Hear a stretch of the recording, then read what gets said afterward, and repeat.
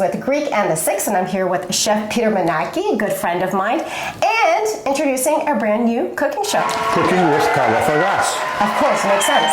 Now, you have a delicious and one of my favorite Greek dishes, Shrimp Saganaki. Absolutely. We're going to have some nice plump shrimp, simmering in a tomato sauce, crumbled feta, a little bit of ouzo infused that tomato sauce, and some nice crusty bread to mop up everything. Oh, amazing. I can't wait. Let's get to it. All right, let's go. We have some nice plump shrimp that have been peeled and deveined. Nice big ones. Nice big ones. The tail's been left on for presentation. If you don't like that, you can remove the tails as well. You're going to need some chopped scallions, or you can use diced white onion. Tomato sauce. This is a homemade tomato puree or sauce.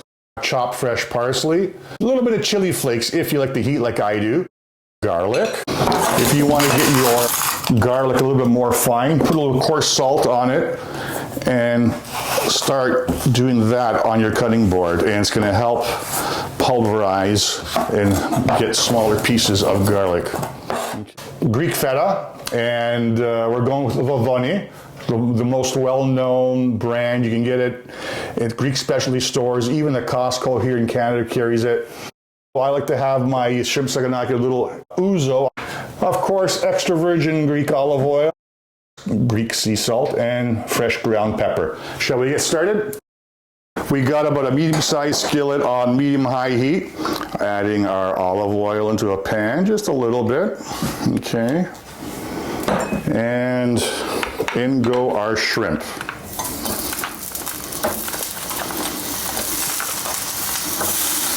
That's what we want to hear, some nice sizzling sounds.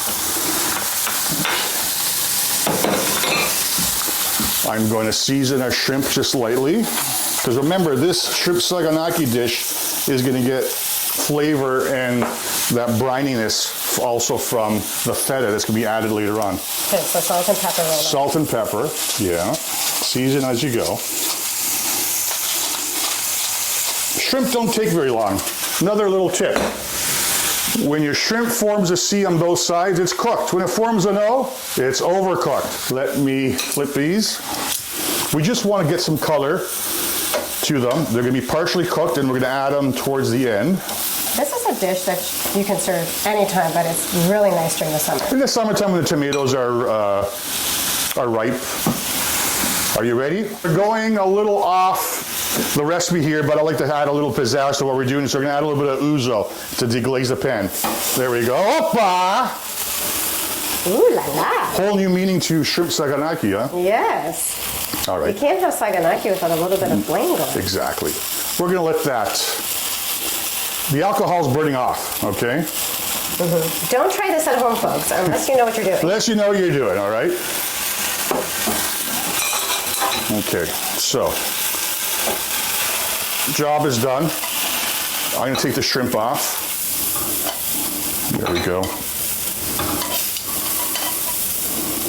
I'm going to add a little bit more oil in the pan. And what we have to do is add our onion and our garlic. We don't want them to be raw. Okay. So you put more oil in the pan? Yes. Just a little bit more. And the good thing about using scallions is they also cook quicker. A little bit milder than your regular onions. And again, you can use whatever's in season. If by chance you're gonna make this in wintertime, you can use leeks. That's what's in season back then, right? Mm-hmm.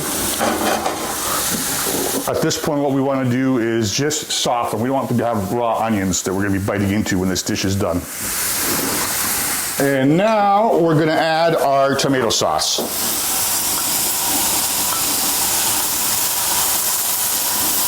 I can smell that ouzo that's in the pan. Me too, it smells nice. Mm-hmm. So for people that don't want to use ouzo, what are some other substitutes? They can use some white wine.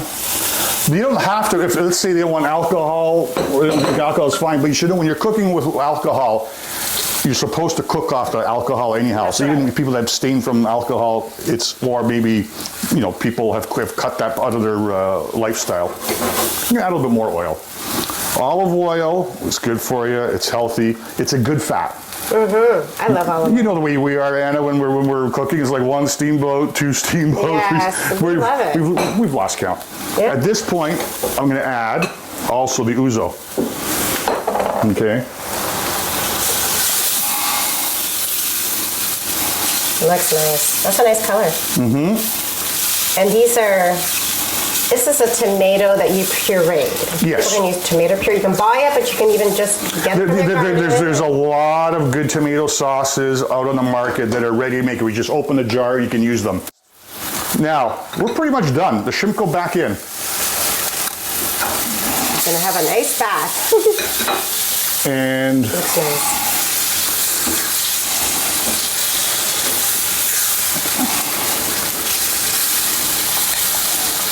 feta time. Time to crumble in the feta. I like adding the feta towards the end. Coarsely crumbled. Some of it's going to melt, some is going to stay intact. And that's for presentation purposes. This is so simple. Yeah, absolutely. But imagine serving this to your friends or anybody that comes over. Oh, it's a big crowd pleaser. Greeks and non-Greeks alike love this dish. We even have a Saganaki vessel. Presentation's always important. Mm-hmm. Let's put a little chopped parsley for color. See how it just livens up the dish? Yeah. I like a little bit of heat. My family's from northern Greece. Just a pinch of chili flakes, which in northern Greece we call bukova. Oh yeah, put on the feta. There we go, it's better with feta. It's better with feta. Mm-hmm. I personally like this dish with the head-on shrimp as well. Makes them so much more flavorful. Like you peel the shells off of the body and you leave the head on. Some people don't like it, but the juices inside the head are delicious. Oh yeah. Oh yeah. Do you? Oh yeah. That's how you eat it. Delicious. Okay, let's try this. Let's go. Okay.